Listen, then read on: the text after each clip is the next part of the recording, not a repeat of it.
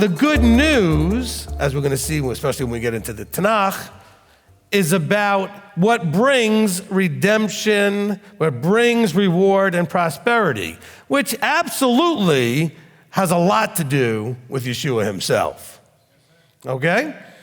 But it's so much more. Or I say that Yeshua, we actually understand is so much more. Because if I say so much more, which means including the Torah, well, Yeshua is the Torah. So really, it's all going to be about Yeshua, but not the way the church teaches it.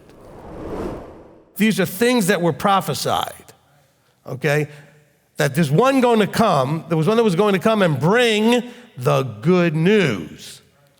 Good news to who? Those who've been scattered and punished in the Deuteronomy 28 second half, all the cursings part. Good news that there's redemption out of that. There's a receiving ultimately then of reward and prosperity once you've made the repentance and the things necessary for redemption. Blessed is that man who has made Yahweh his trust and has not turned to the proud and those turning aside to falsehood. So part of this thing is about making Yahweh your trust. Oh no, all the mainstream is trusting in Messiah, the Messiah who did away with everything Yahweh said to do. How's that putting your trust in Yahweh?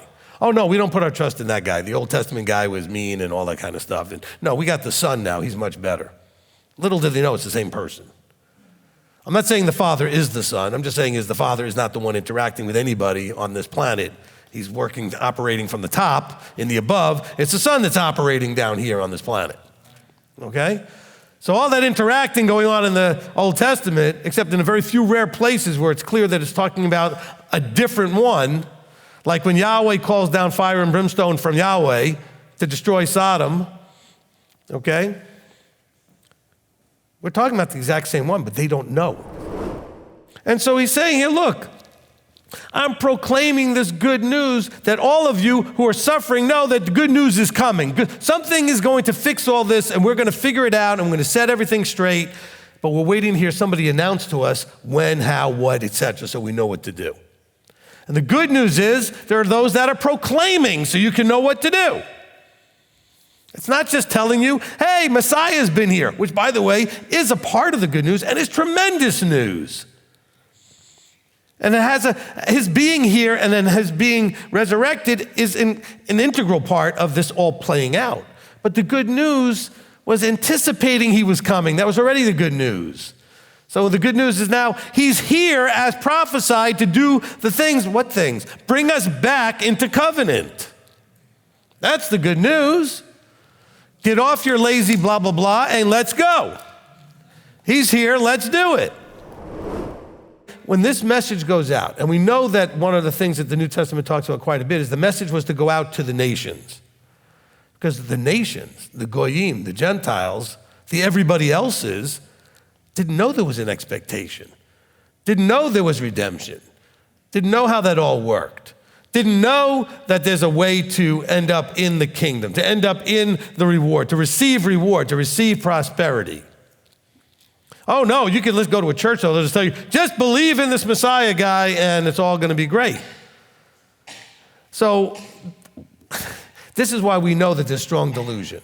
Because you know now that your bubbles pop, that it doesn't make any sense at all that believing in somebody's existence gives you anything.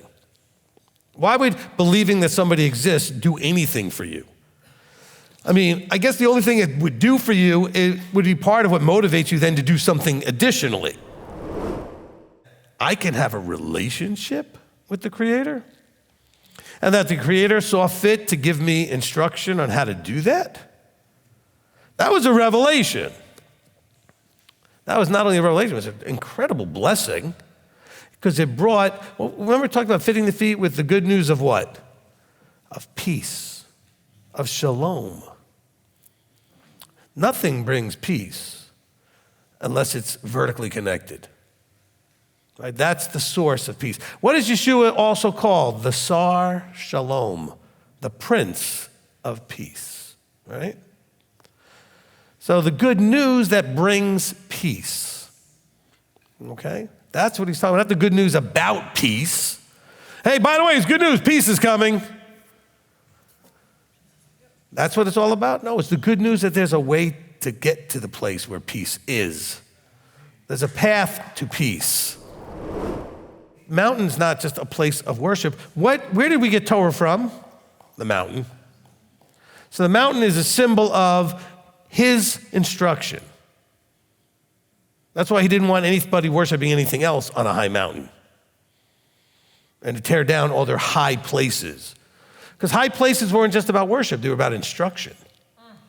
Instruction comes from the mountain. When he says, cast this mountain into the sea is the people, the mountain's the instruction. He said, if you had the faith of a mustard seed, you could say to that mountain of teaching, be cast into those people. It's a whole lot different than thinking a whole mountain's going to root itself up out of the ground and go, I don't know how many miles it was from where the temple is to any kind of body of water. Okay, the sea itself was not anywhere near it. But it's, again, he spoke in parables. I do not know why the church never talks about reward. Because a reward is something you earn.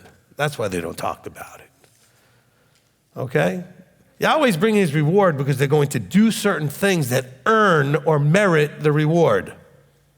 Okay? That merit that reward. Okay? When you do what he says and is pleasing in his sight, he says in Deuteronomy 28, the first 15 verses, you are going to receive this blessing, this whole bunch of blessings that's a reward for your obedience and trust. Of course, you also can earn the reward of punishment, and blessings go away and the curses come when you don't listen, which is the rest of the chapter pretty much. And by the way, do you ever notice only about 14, 15 verses of blessings, about 45 verses of curses? They run and are not weary, they walk and do not faint. This is a marathon. Paul uses the same language when he says, run the race to complete the race. Don't let anybody steal your crown. Run to complete the race and receive your crown, right? He says, we are all in a race, and you have to keep running to the end. Revelation tells you to he who endures until the end, who overcomes till the end, will receive all of this, he says. And so you can't grow faint. You have to be strong. He says, those who wait renew their strength. How do you renew your strength? By recommitting yourself daily to why you're doing all this. Okay? To have that reward always in front of you, to know why we're doing all this. Being chosen gets you nothing. You know, you can't get something unless you're chosen, so you have to wait. People have to wait until their bubbles are popped. That's where the choosing comes about. And then from that moment forward, it's all in your hands how you respond to that calling, to that choosing. All right? And you got to wear that on your feet. Because the good news is you were chosen. That's good news. Your bubble was popped. He selected you. He personally said, this moment going forward, you're now going to start to understand things.